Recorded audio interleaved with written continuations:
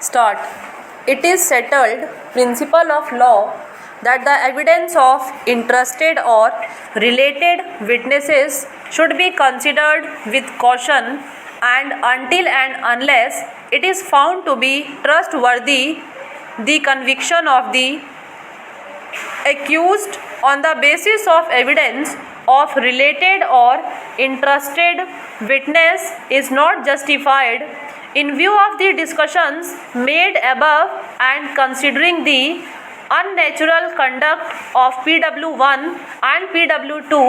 I am of the considered view that they are not proved to be eyewitnesses of the incident of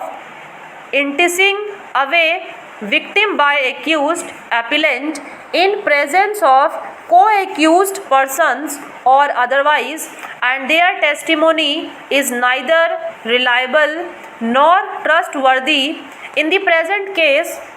the only eyewitnesses of the incident, PW1 and PW2, are admittedly closely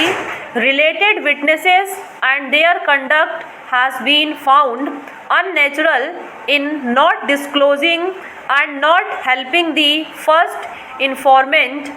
The conduct of father of the victim in not lodging the FIR and not appearing before the trial court for stating on oath that his daughter is missing and has been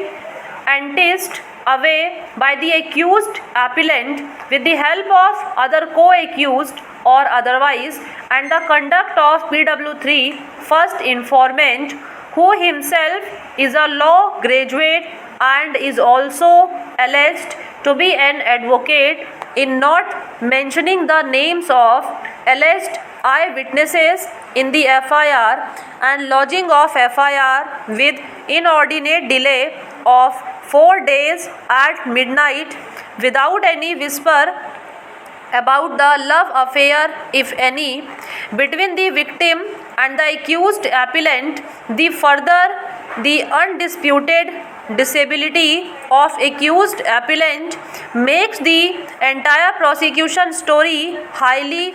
improbable and doubtful, and gives strength to the arguments that the father of victim and his family members, including first informant, on account of property dispute have falsely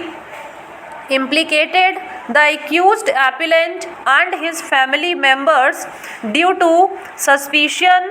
In view of the fact and circumstances of the case, there is sufficient reason for drawing adverse inference against the prosecution for not producing the parents of victim to the witness box before the trial court.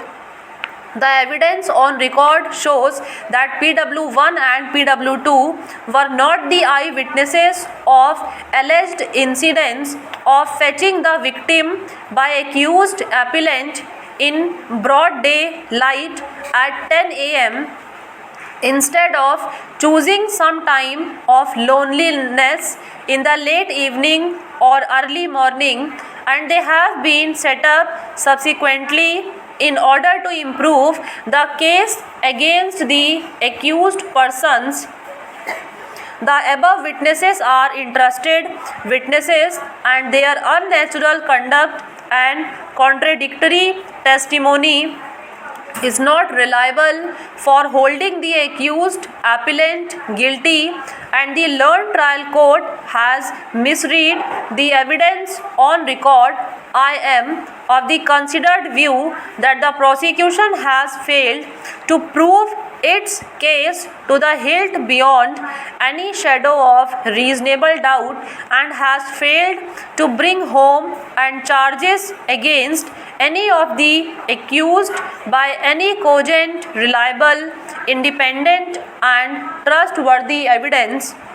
Considering the totality of facts and circumstances, it is a fit case where the accused appellant is entitled to be given the benefit of doubt and the prosecution case is liable to be rejected.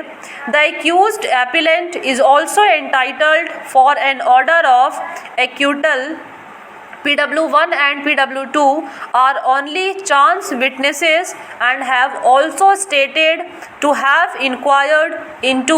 with co-accused as to where the victim and accused appellant have gone, but even when no reply was given by them, they did not inform the first informant or father of the victim,